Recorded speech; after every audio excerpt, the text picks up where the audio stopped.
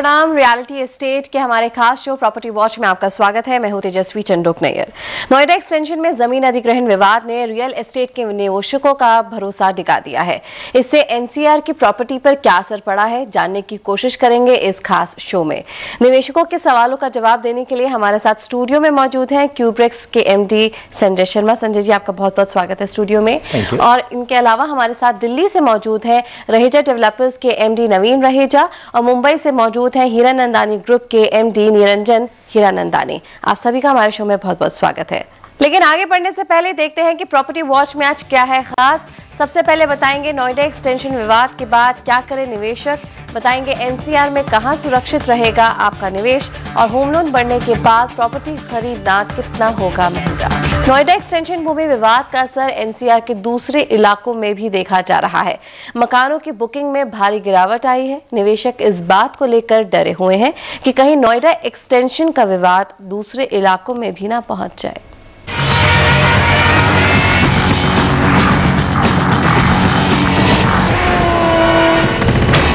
नोएडा में अब लोग प्रॉपर्टी खरीदने से कतरा रहे हैं। इसका असर आसपास के इलाकों में देखा जा रहा है, जहां कीमतों में कुछ इजाफा हुआ है, लेकिन डर बना हुआ है कि कहीं एक्सटेंशन की आग वहां भी ना पहुंच जाए। 1.5 साल में बिल्डरों ने नोएडा एक्सटेंशन में 50 से भी ज्यादा प्रोजेक्ट लॉन्च किए। सस्ता होने से प्रोजेक्ट बिके भी, लेकिन जमीन अधिग्रहण के मुद्दे ने यहां की कीमतों पर बुरा असर डाला है। कीमतें करीब 10 से 15% गिरी हैं। यही आलम नोएडा और ग्रेटर नोएडा के दूसरे इलाकों का भी है। दाम में भारी गिरावट भले ही नहीं आई हो, लेकिन किसानों के आंदोलन के बाद कीमतों में ठहराव जरूर आ गया है। बुकिंग में भारी गिरावट है। ऐसे में दिल्ली एनसीआर के बाकी इलाकों में प्रॉपर्टी की कीमतों पर असर पड़ने लगा है। एनसीआर के बाकी इलाकों में गुड़गांव, राजनगर एक्सटेंशन, फरीदाबाद जैसी जगहों पर प्रॉपर्टी के दाम थोड़े बहुत बढ़े हैं। हालांकि विवाद इन इलाकों में भी दिखने लगा है। गुड़गांव के द्वारका एक्सप्रेसवे की 150 मीटर रोड को लेकर विवाद शुरू है। वहीं फरीदाबाद में बिल्डरों के लाइसेंस और राजनगर में प्रोजेक्ट में देरी जैसे मुद्दे ग्राहकों को उलझन में डाल रहे हैं। समय के लिए दीपक भारद्वाज। तो नोएडा एक्सटेंशन विवाद के चलते निवेशकों के सेंटीमेंट पर बुरा असर पड़ा है। अभी हमने रिपोर्ट में देखा कि किस तरह से नई बुकिंग कराने से लोग कतरा रहे हैं। हालांकि कुछ इलाकों में बिल्डरों ने रेट बढ़ा दिए हैं। तो एनसीआर की प्रॉपर्टी में निवेश करना कितना अब सुरक्षित रहेगा, आप क्या कहेंगे संजय जी? देखिए, एनसीआर पूरे एनसीआर को तो नहीं कहेंगे कि यहाँ पे विवाद खड़ा हो गया, मगर जो फंडामेंटल इशू है यहाँ पर, जो लैंड ओनर्स हैं जिसमें काफ़ी लोग किसान होते हैं, उनसे किस मुद्दे पे ज़मीन ली जाती है, सबसे बड़ा विवाद ये, और ये फंडामेंटल विवाद है। आज से अगर 2 साल पहले तक देखते तो सब लोग यही कहते थे अगर ज़मीन एक्वायर हो रही है तो इस तरह से था जैसे एक गाज गिर गई है और आप उसे कुछ कर नहीं सकते। ये पहली दफ़ा मेरे ख्याल से हौसला बढ़ा है लैंड ओनर्स का, फार्मर्स का, जिसमें उन्हें पता चला है कि ज़मीन बेमतलब, गलत मतलब से नहीं ली जा सकती है। तो इसका असर काफ़ी जगह पे पड़ रहा है। जैसे दीपक ने भी शुरू में बताया था, गुड़गांव के जो द्वारका एक्सप्रेसवे है उसके ऊपर भी काफ़ी बड़ा विवाद पड़ा है, क्योंकि एक छोटा सा गांव था न्यू पालम विहार, जिसके बगल में ज़मीन थी जहां से रोड जा सकती थी ये द्वारका एक्सप्रेसवे, मगर रोड उस जगह से नहीं गई क्योंकि डेवलपर्स वहां पे प्रोजेक्ट्स बना रहे थे और रोड को न्यू पालम विहार के घरों के ऊपर से ले जाया जा रहा है।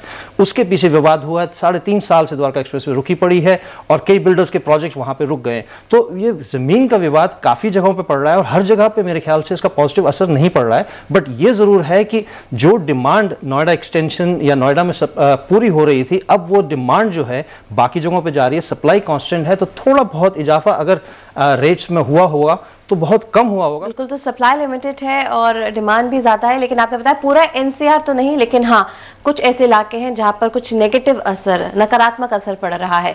हमारे साथ दिल्ली से बने हुए हैं रहेजा डेवलपर्स के एमडी नवीन रहेजा। रहेजा जी, नोएडा एक्सटेंशन विवाद का आप एनसीआर की प्रॉपर्टी पर कितना असर देख रहे हैं? इसने एक बात तो बहुत नेगेटिव सेंटिमेंट क्रिएट किया है कि कस्टमर का जो कॉन्फिडेंस है on investment in real estate, उसको शेक कर दिया है। कस्टमर को इससे अच्छा क्या दिखाई दे सकता था कि गवर्नमेंट ने लैंड अलॉट की है, गवर्नमेंट ने प्लान सैंक्शन की है और डेवलपर बना रहा है। इससे ज़्यादा सेफ कस्टमर की निगाह में कुछ नहीं हो सकता। और अगर उसमें ऐसा हो रहा है तो कस्टमर की सेंटीमेंट डेफिनेटली बहुत एडवर्सली इफेक्ट होना जो है वो जायज़ है।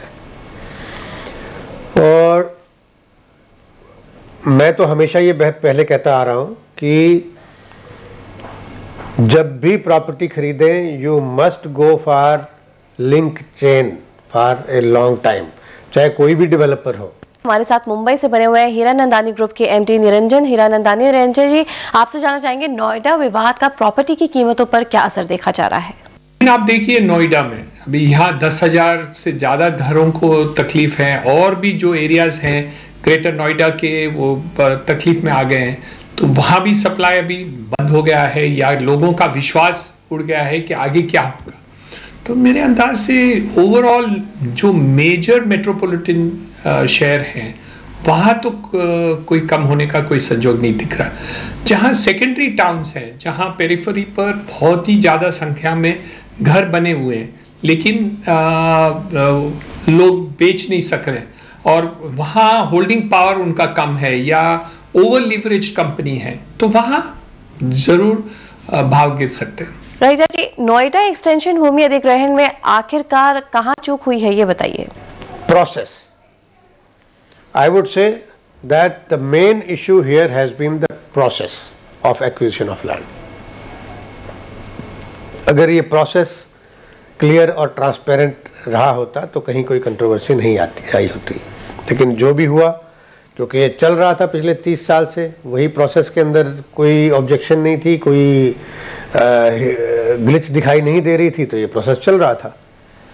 लेकिन अब सडनली अगर हम करेक्शन मोड में आए हैं तो we must give a overall relook to the land acquisition process. Noida Extension विवाद को लेकर इलाहाबाद हाई कोर्ट ने समझौते का दरवाजा खोला है। कोर्ट ने अथॉरिटी और किसानों को 12 अगस्त तक समझौता करने का सुझाव दिया है। संजय जी, क्या आपको लगता है कि ये समझौता संभव हो पाएगा? देखिए, पता तो नहीं कि समझौता संभव है कि नहीं, मगर लगता है थोड़ा सा मुश्किल है, क्योंकि बाकी सारे मुद्दों पे अथॉरिटी ही मेरे ख्याल से उन्हें कंपनसेट कर सकती है, ऑल्टरनेट प्लॉट्स दे सकती है, आबादी छोड़ सकती है, मगर जो सबसे मेन मुद्दा किसानों का है, जो आज से 2-2.5 साल पहले जब किसान मांग रहे थे तब सुलझ सकता था, आज की डेट पे मुश्किल है, वो है कंपनसेशन। क्योंकि अथॉरिटी मेरे ख्याल से कह रही है 850 रुपये पर स्क्वायर मीटर से थोड़ा बहुत बढ़ा के 100, 200, 300 रुपया बढ़ा के 1100, 1200 रुपये कर सकती है, मगर किसानों की जो डिमांड है मेरे ख्याल से 2000 से लेकर 5000 रुपये पर स्क्वायर मीटर तक की डिमांड है, जो अथॉरिटी अपने आप में उसे पूरा नहीं कर सकती है। ये मेन मुद्दा है। प्लस जो बैलेंस ऑफ पावर है आज किसानों के हाथों में है, उनके लिए सबसे बेस्ट यही रहेगा कि वो 12 तारीख को गुजरने दें, 17 तारीख को जब हियरिंग होती है उसके बाद में वो अथॉरिटी के साथ में बैठे। तो एनीवे, पॉलिटिक्स बहुत है, इसमें काफ़ी खिलाड़ी हैं, मुद्दा सुलझ सकता है और हम प्रे करते हैं कि मुद्दा सुलझ जाए, बायर्स के इंटरेस्ट भी उसमें प्रोटेक्टेड रहे, बिल्डर्स का भी इंटरेस्ट प्रोटेक्टेड रहे और किसानों का इंटरेस्ट उसमें प्रोटेक्टेड रहे। मगर मुश्किल लग रहा है तेजस्वी, इसमें बहुत मुश्किल लग रहा है। संजय जी, हमारे साथ इस समय दिल्ली से हमारे दर्शक SN श्रीवास्तव फोन लाइन पर हैं, सवाल पूछना चाहते हैं। श्रीवास्तव जी, क्या सवाल है आपका? अच्छा, देखिए, मैंने सुपरटेक इको विलेज 1 में मार्च 2010 में एक बुकिंग कराया था। तो जब इनकी ये प्रॉब्लम हमें पता चली कि कुछ लिटिगेशन में आने वाला है, तो मैंने इसकी कैंसिलेशन के लिए एप्लीकेशन दी थी। इन्होंने मुझे जो रिफंड किया है अभी जून में 15% काट के दिया है। तो मुझे ये 15% मेरे ख्याल से कटना नहीं चाहिए था, और इसको वापस लेने के लिए क्या करना चाहिए? देखिए, अगर आप खुद करना चाहेंगे तो मेरे ख्याल से कंज्यूमर कोर्ट में एप्लीकेशन डाल सकते हैं, नहीं तो बेस्ट होगा किसी वकील की हेल्प लीजिए, क्योंकि सुप्रीम कोर्ट के ऑर्डर्स बड़े क्लियर थे कि जो बायर्स हैं उन्हें पेनलाइज ना किया जाए, स्पेशली जो अफेक्टेड प्रोजेक्ट्स हैं। और इको विलेज के सारे फेजेस अब इस विवाद में आ चुके हैं, तो थोड़ा सा वो रहेगा कि डेट्स की थोड़ी सी आपकी वो संभल के रहना पड़ेगा, क्योंकि सबसे पहले इको विलेज 2 में प्रॉब्लम आई थी और उसमें किसी ने अगर रिफंड के लिए किया होता तो अलग बात थी। अगर उस टाइम पे 1 और 3 के लिए आप कर रहे थे रिफंड के लिए तो अलग मुद्दा है, क्योंकि उस टाइम पे वो विवादित नहीं थे, मगर आज की डेट पे विवादित हैं। तो किसी अच्छे वकील की अगर आप हेल्प लें और बिल्डर को अप्रोच करें, मेरे ख्याल से उनके पास कोई चॉइस नहीं रहेगी। हो सकता है मामला थोड़ा लंबा खिंच जाए, टाइम आपको ज्यादा लग जाए, बट बिल्डर्स के पास कोई चॉइस नहीं है। सुप्रीम कोर्ट के ऑर्डर्स बहुत क्लियर हैं, आपको कोई पैसा नहीं कटना चाहिए आपका, और आपको इंटरेस्ट के साथ पैसा वापस मिलना चाहिए। तो ये थी नोएडा एक्सटेंशन की बात। आगे बताएंगे नोएडा की प्रॉपर्टी में कितना सुरक्षित है आपका निवेश, लेकिन एक छोटे से ब्रेक के बाद। चलते रहिए समय के साथ।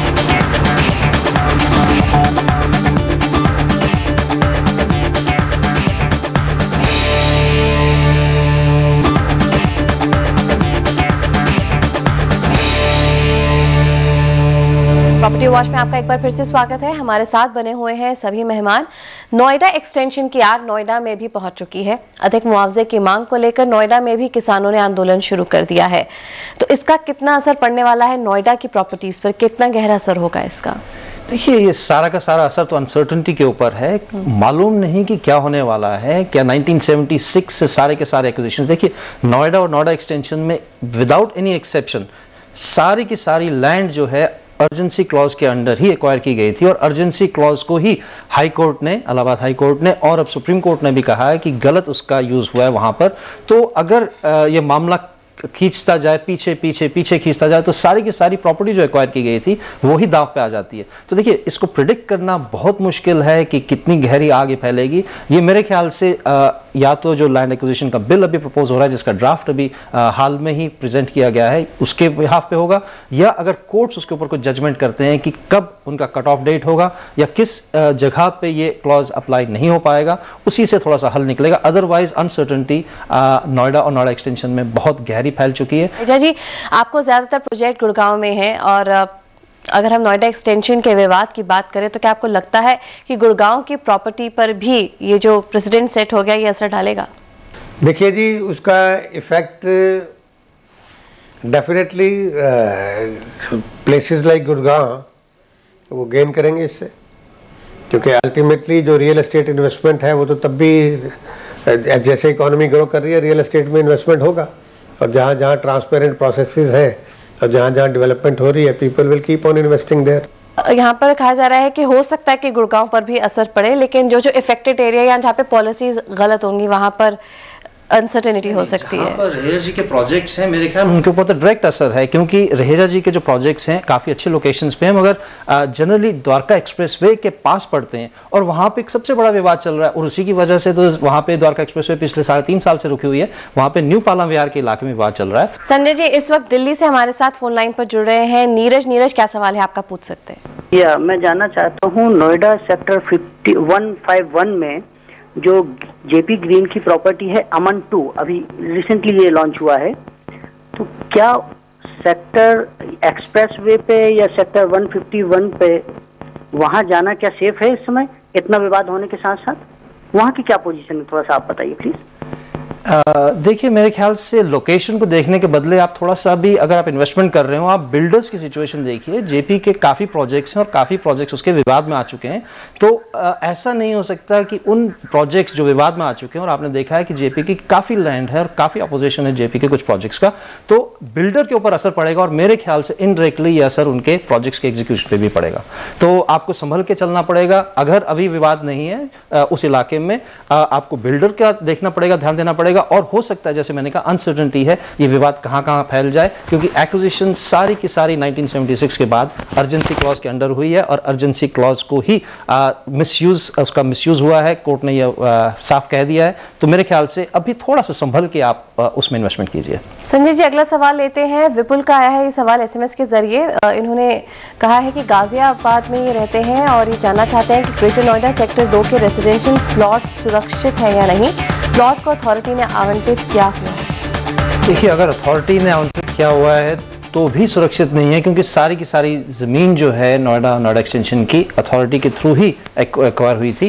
तो जो प्लॉट्स हैं अगर अथॉरिटीज़ ने डायरेक्टली आपको अलॉट की हैं, मेरे ख्याल से उसमें भी प्रॉब्लम है, क्योंकि किसानों का जो विवाद है उसके ऊपर भी छाया हुआ है। इनफैक्ट अथॉरिटी की सारी लैंड के ऊपर, जितनी भी लैंड उन्होंने एक्वायर की है उसके ऊपर विवाद है। तो अगर आपका सेक्टर 2 में प्लॉट है, मेरे ख्याल से फिलहाल वो सुरक्षित नहीं है। वक्त के साथ शायद सुरक्षित हो जाए, आज की डेट पे सुरक्षित नहीं है।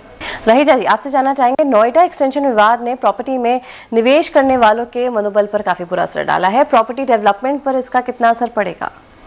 देखिए, सेंटीमेंट चलते रहेंगे, लैंड एक्विजिशन की ये इश्यूज चलती रहेंगी, लेकिन इस देश में लोगों को घर जो है चाहिए, देश में ग्रोथ हो रही है, लोगों की इनकम बढ़ रही है और हर एक को अपना घर चाहिए, तो उस चीज़ को कोई नहीं रोक सकता। पिछले 30 साल का आप इतिहास ले लें, जब इंडिया में ग्रोथ रेट आज से कम था, उस टाइम के ऊपर भी अगर आप प्राइस एनुअल कैलकुलेशन करें, लास्ट 30 ईयर्स में भी, तो भी 100% एप्रिसिएशन प्रॉपर्टी में आया है। हाईएस्ट गेन जो है किसी ने भी अगर मनी अर्निंग किया है वो रियल एस्टेट की एप्रिसिएशन से अर्न किया है पूरे इंडिया में। आप देख लें, स्टॉक से भी बेटर किया है, इंटरेस्ट से भी बेटर किया है, गोल्ड से भी बेटर किया है।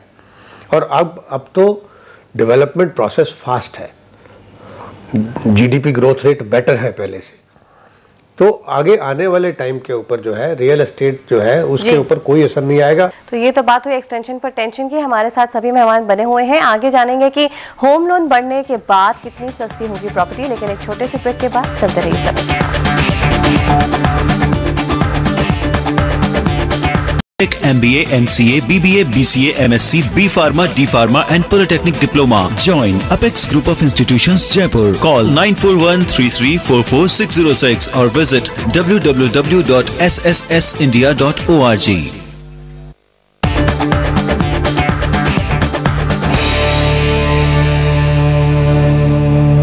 के बाद आपका एक बार फिर से स्वागत है। हमारे साथ सभी मेहमान बने हुए हैं। लोन लेकर घर खरीदने वालों को आरबीआई ने एक और झटका दे दिया है। आरबीआई पिछले 17 महीनों में 11 बार ब्याज दरें बढ़ा चुकी है। पुराने ग्राहक बढ़ी हुई ईएमआई से परेशान हैं, तो नए ग्राहक मकान खरीदना टाल रहे हैं। आरबीआई के ब्याज दरों में बढ़ोतरी करते ही एक बार फिर होम लोन की ईएमआई बढ़नी तय है। मान लीजिए आपने 20 साल के लिए 30 लाख रुपए का होम लोन लिया है, तो साल भर पहले 9.5% की ब्याज दर से ईएमआई होती थी 27,964 रुपए। अब ब्याज दर 11.5% होने पर आपकी ईएमआई होगी 31,993 रुपए। ब्याज दरों में बढ़ोतरी का असर नए पुराने दोनों ग्राहकों पर पड़ेगा। तो अभी हेल्को के पास जाएंगे, बता देंगे आपको, जनरल ट्रेंड बता सकते हैं। अभी कोई इंस्टेंट मेडिसिन तो नहीं, कितना इंक्रीज करेंगे कभी इंक्रीज। बढ़ी हुई ईएमआई का झटका छोटे लोन लेने वालों को भी लगा है। 20 साल तक के लिए 10 लाख रुपए का होम लोन लेने वाला जहां साल भर पहले 9% के रेट से 8,998 रुपए की ईएमआई भरता था, अब उसे 11% के रेट से 10,332 रुपए देने होंगे।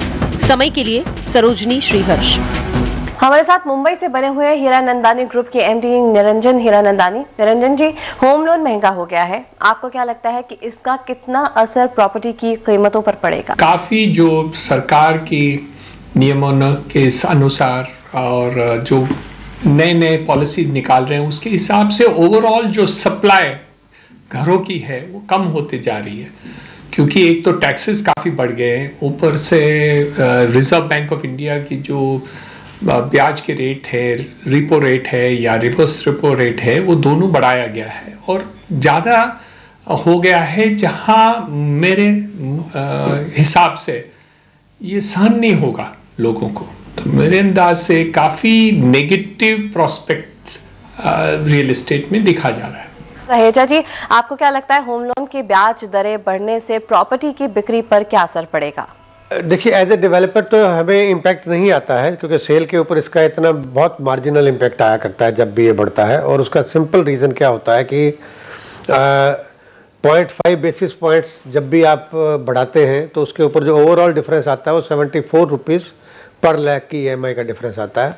अगर आप उसको ओवरऑल कैलकुलेट करते हैं तो बहुत इनसिग्निफिकेंट होता है, क्योंकि उससे ज़्यादा प्राइसेस बढ़ जाते हैं प्रॉपर्टी के, तो उसमें ज़्यादा डिफरेंस आता नहीं है। डिमांड पैटर्न में हमने नहीं देखा, अनलेस कि कोई बहुत ज़्यादा मिस कैलकुलेशन करता है, ओवर कैलकुलेटिव कोई अगर बायर होता है तो वो अपने डिसीजन को रोक लेता है, उस 2-3 हज़ार रुपये की एक्स्ट्रा जो ईएमआई की कॉस्ट बनती है उसको सोच के रोक लेता है। राजा जी को लगता है कि कोई खास असर नहीं पड़ता जब ग्राहक प्रॉपर्टी लेने जाता है। संजय जी हमारे साथ दिल्ली से फोन लाइन पर जुड़ रहे हैं राजेश जी, पूछिए अपना सवाल। हमने सुपरटेक के केप टाउन में सेक्टर 74 में हमने एक फ्लैट बुक कराया था, जो कि फाइनेंस कराया था कॉर्पोरेशन बैंक की, जो कि नेशनलाइज्ड बैंक है जी। तो हम बुकिंग करने से पहले हमने 3 महीने तक इंतजार किया ताकि इस प्रोजेक्ट को कोई नेशनलाइज्ड बैंक फाइनेंस करे। जब ये नेशनलाइज्ड बैंक फाइनलाइज हुई उसके बाद ही हमने इस प्रोजेक्ट में इन्वेस्टमेंट की। लेकिन अब जो हालात चल रहे हैं लैंड एक्विजिशन को लेकर, तो हमारे माइंड में अब ये डाउट हुआ है कि हमें इन जैसे नेशनलाइज्ड बैंक पर भी यकीन करना चाहिए या नहीं करना चाहिए।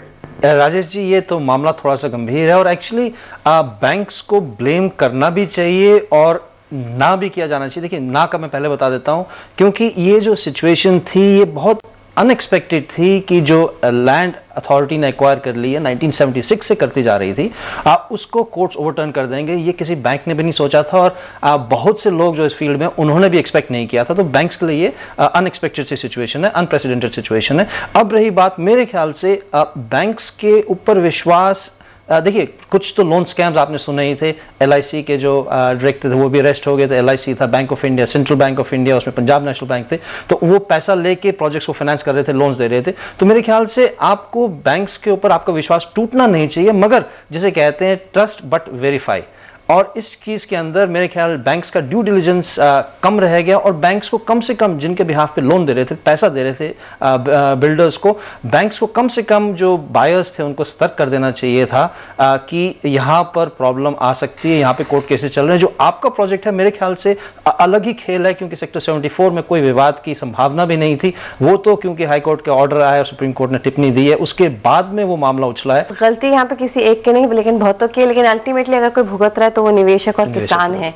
चलिए होम लोन की बात करते हैं। निरंजन जी, होम लोन में इजाफा, नोएडा एक्सटेंशन जैसे विवाद के चलते आप रियल एस्टेट का भविष्य क्या देखते हैं?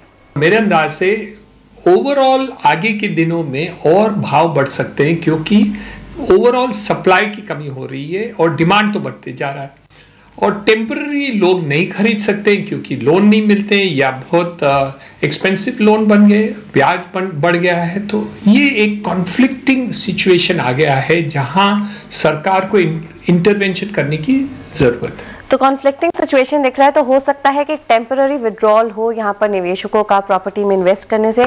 संजय जी, आपसे संक्षिप्त में जानना चाहेंगे, अब आज के जो हालात है उसमें आप NCR में कौन सी जगह को सेफ मान रहे हैं इन्वेस्टमेंट पॉइंट ऑफ व्यू से, और आगे आपके भविष्य देख रहे हैं रियल एस्टेट का? देखिए रियल एस्टेट, जैसे निरंजन जी ने कहा है और रेजा जी ने भी कहा है, रियल एस्टेट तो एक रिक्वायरमेंट है जिससे लोग चाहे कितनी भी मुश्किलें हों, चाहे कितने भी रिस्क हों, उसमें इन्वेस्ट करेंगे ही करेंगे। और एक्चुअली रियल एस्टेट में कभी भी इन्वेस्टमेंट अगर देखी जाए, किसी चीज़ में अगर आप स्टॉक मार्केट में इन्वेस्टमेंट की जाए, अगर आपको रिटर्न्स मिलता है तो रिस्क भी हमेशा रहता है। सिर्फ बैंक में अगर आप जाके डिपॉजिट कर दें और इंटरेस्ट लें तो अलग बात होती है, बट हर जगह जहाँ पर आप हायर रेट ऑफ इंटरेस्ट चाह रहे हैं, हायर रिटर्न चाह रहे हैं, रिस्क तो हमेशा रहता है। वैसा रियल एस्टेट में भी रहा है, और ज़रूरी नहीं है कि लैंड एक्विजिशन की ही प्रॉब्लम्स आती है, कभी कभी बिल्डर रिस्क भी होता है। आप जाके किसी प्रोजेक्ट में पैसा लगा देते हैं और बिल्डर डिलीवरी नहीं करता, बिल्डर के पास पेपर्स ही नहीं होते, वो भी तो एक तरह से रिस्की है। तो मेरे ख्याल से इन्वेस्टर्स को घबराना नहीं चाहिए, मगर ये देखना चाहिए कि आपकी रिस्क टेकिंग कैपेसिटी कितनी है। और मेरे ख्याल से जो चीज़ें बन चुकी हैं, जो चीज़ें रेडी हैं, अगर उसमें वो निवेश करें तो सबसे बेहतर रहेगा, क्योंकि जो चीज़ें अंडर कंस्ट्रक्शन है, by the execution risk plus, क्योंकि अभी तक वो बनी नहीं है, उसमें रिस्क हमेशा ही रहेगा। संजय जी, आप हमारे स्टूडियो में, आपका बहुत बहुत शुक्रिया। अपने हम बाकी भी दोनों गेस्ट का यहाँ पे शुक्रिया अदा करना चाहेंगे। तो ये था हमारा खास शो प्रॉपर्टी वॉच। अगर आपके पास भी प्रॉपर्टी से जुड़ा कोई सवाल है तो हमसे आप पूछ सकते हैं। हमारा ईमेल आईडी है pw@saharasamay.com। सवाल पूछने के लिए आप SMS भी कर सकते हैं। सबसे पहले मोबाइल पर PW लिखें और स्पेस देकर अपना सवाल टाइप करें। उसके बाद अपना नाम और पता लिखें और उसे 59090 पर SMS कर दें। तो प्रॉपर्टी से जुड़ी नई जगहों और नई बातों के साथ अगले हफ्ते फिर मिलेंगे। तब तक के लिए प्रॉपर्टी वॉच की पूरी टीम को दीजिए इजाजत। सारा